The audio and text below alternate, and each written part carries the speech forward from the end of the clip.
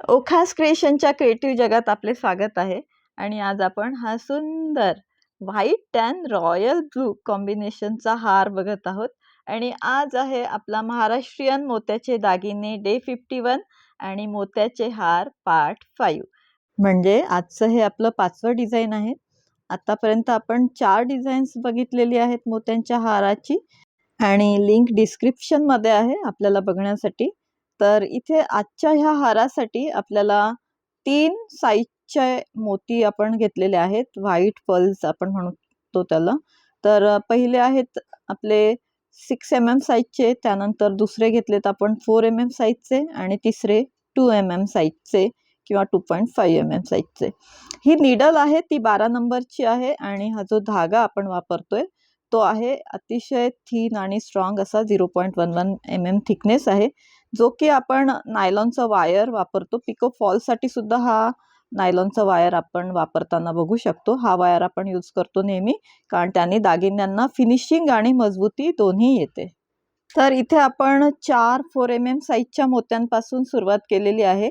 त्यांना आपण फुलासारखा आकार आणण्यासाठी गाठ मारून आपला आकार सिक्युअर केला. 4 मोत्यांचं फूल तयार झालेलं आपल्याला दिसत आहे. आपली सुई पुढच्या 2 मोत्यांमधून काढून नंतर आपण एक्स्ट्रा धागा कट केला, म्हणजे आपली गाठ आणि आपला जो धागा आणि आकार सिक्युअर राहतो. आता हे जे पहिलं फूल तयार झालेलं आहे त्याची आपण लांबी वाढवत आहोत, म्हणजेच ह्या फुलाची साखळी आपण तयार करत आहोत.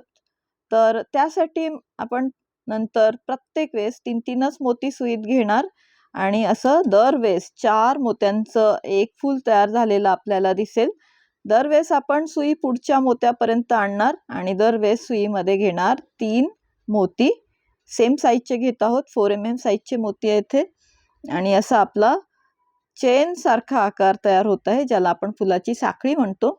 आपण ह्या ठिकाणी 7 इंचेस म्हणजे 7 इंचेस एवढी लांब ही 4 mm साईजच्या फुलाची साखळी करत आहोत.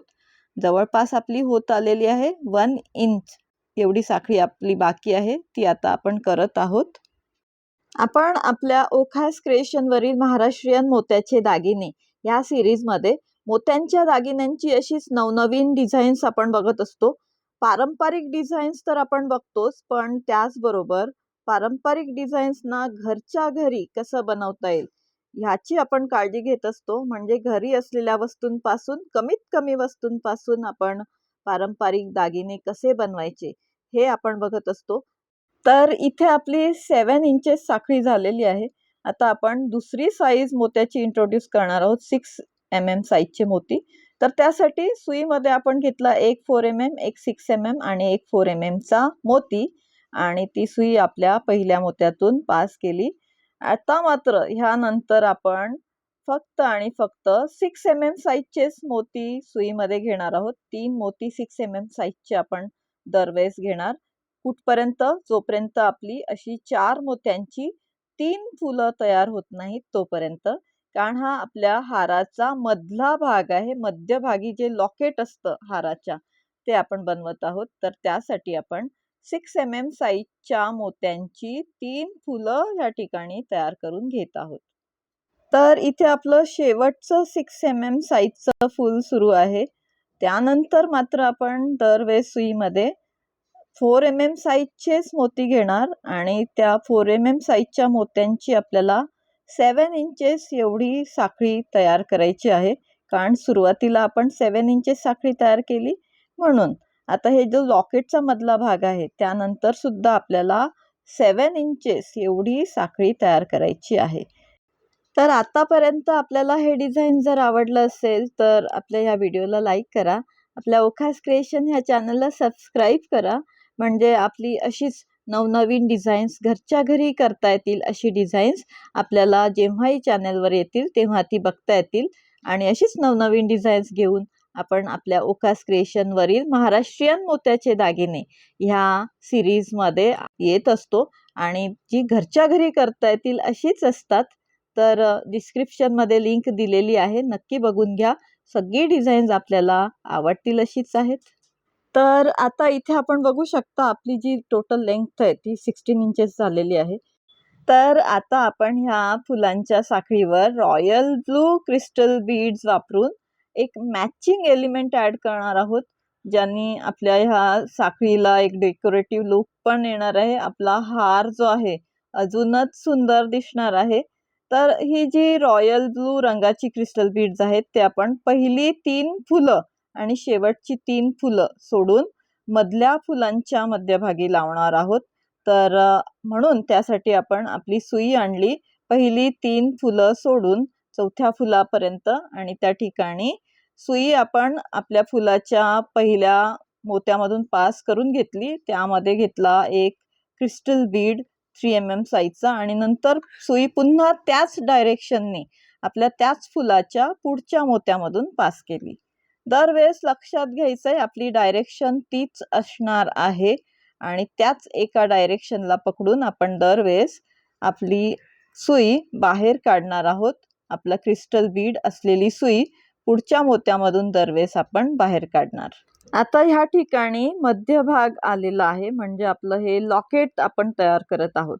तर ह्यासाठी मोठ्या साईजचे क्रिस्टल बीड आपण घेतले आणि ते पहिल्या फुलाच्या मध्यभागी एक क्रिस्टल बीड आपण लावून घेतला. अशा प्रकारे बघा, जसं आपल्याला दिसतंय तसं आपण क्रिस्टल बीड लावून सुई आपली पास करत आपल्या मधल्या फुलापर्यंत आणली. आता इथे मधल्या फुलाचा जो मधला मोती आहे त्याच्या भोवती आपल्याला क्रिस्टल बीड लावून घ्यायचे. म्हणून आपण एक क्रिस्टल बीड सरळ सरळ सुईत मोत्यामधून पास करून लावून घेतलं आणि त्या सुईत घेतले 3 मोठ्या साईजचे रॉयल ब्लू क्रिस्टल बीड आणि सुई अशा प्रकारे मोत्यातून पास केली आणि त्या सुईत पुन्हा एक क्रिस्टल बीड घेतला. म्हणजे असं आपलं मध्यभागी लॉकेट तयार झालेलं आपल्याला दिसत आहे. आता त्यानंतर सुई पुन्हा मोत्यांमधून पास करून मधल्या फुलापर्यंत आणली, कारण ह्या मधल्या फुलाच्या मध्यभागी सुद्धा आपल्याला सेम मोठ्या साईजचा क्रिस्टल बीड लावून घ्यायचा आहे.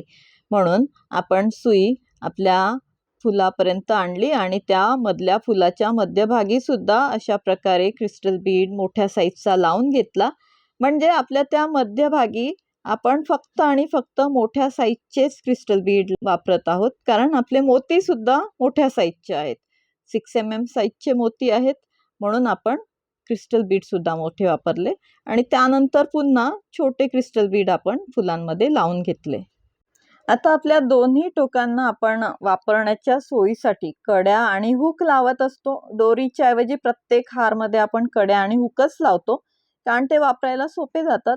म्हणून आपण काय करणार, या ठिकाणी आपण धागा कट केल्यामुळे धागा जोडून घेत आहोत आणि तो नवीन धागा जोडून आपण सुई आपल्या पहिल्या म्हणजे पहिला मोती आणि शेवटचा मोती ह्या दोन्ही टोकांना आपण ही चेन करून घेणार. म्हणून ह्या शेवटच्या मोत्यापर्यंत किंवा पहिल्या मोत्यापर्यंत आणली सुई आणि त्या ठिकाणी सुईत घेतले 3 छोट्या साईजचे मणी.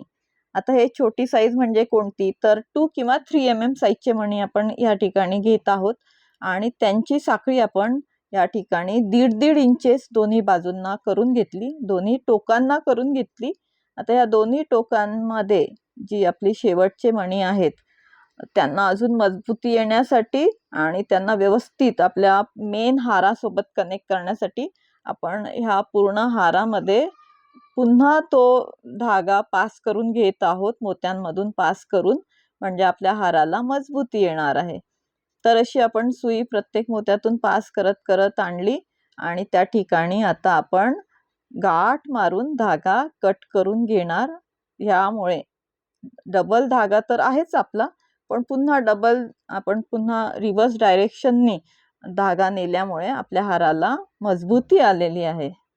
तर आता हे छोटे मणी आपण टोकांना का लावून घेतले, कारण आपल्याला कड्या आणि हुक बसवायचे त्या कड्यांमध्ये. म्हणून मोठ्या मण्यांमध्ये आपल्याला मोठ्या कड्या लावाव्या लागल्या असत्या, त्या दिसायला एवढ्या छान नसत्या दिसल्या, म्हणून आपण छोटे मणी टोकांना लावून घेतले आणि त्यांमध्ये आपण आता सिल्वर रंगाच्या कड्या बसवून घेत आहोत. एका बाजूला फक्त एक कडी बसवून घेतली, दुसऱ्या बाजूला कडी आणि त्या कडीमध्ये हुक बसवून घेतलं. तर असं आपलं कडी आणि हुक तयार झालेलं आहे.